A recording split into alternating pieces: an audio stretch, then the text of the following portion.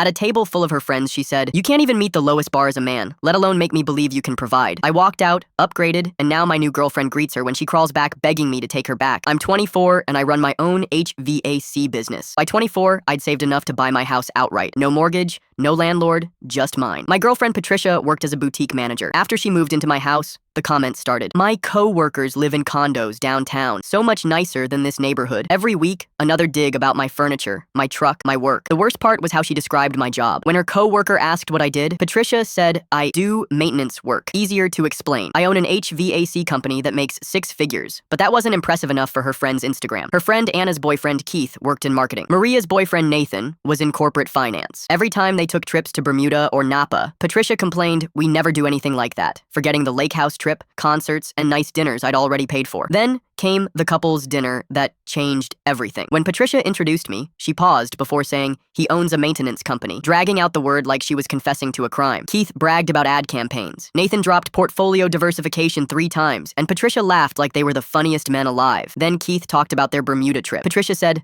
"That sounds incredible. Owen and I never do anything like that. We literally talked about Costa Rica 2 months ago." I reminded her, "That's different. That's not a real vacation." That's when she delivered the line that ended everything. Patricia leaned forward and said loud enough for the whole table, "Owen, let's be honest. You can't even meet the lowest bar as a man, let alone make me believe you can provide." The table gasped. I leaned back, laughing. "Funny how my little business pays for the roof over your head, the car you drive, and every bite you eat. You just don't have ambition. You're comfortable being small time." I turned to Keith. "What do you make a year?" "About $70,000, he said hesitantly. "Solid." I turned to Nathan. "And you?" $85,000. Then I looked at Patricia. "Want to know what I made last year?" $160,000. The table froze. Patricia went bright red. I flagged the waiter, paid my portion, and stood up. Patricia hissed, "You can't just leave. You always pay when we go out." I gave her the coldest smile. "Yeah, but apparently I can't provide for you, so I figured I should stop trying." Then I walked out. My phone exploded with texts. "You embarrassed me. You're supposed to be the man, Owen." Then came the best one. "Anna had to cover my dinner. Can you Venmo me so I can pay her back?" She told the table I couldn't provide, then begged me for money. The next morning, she tried fake tears. "I was pushing you to be better." "Better? I own my house. I make more than both those guys combined.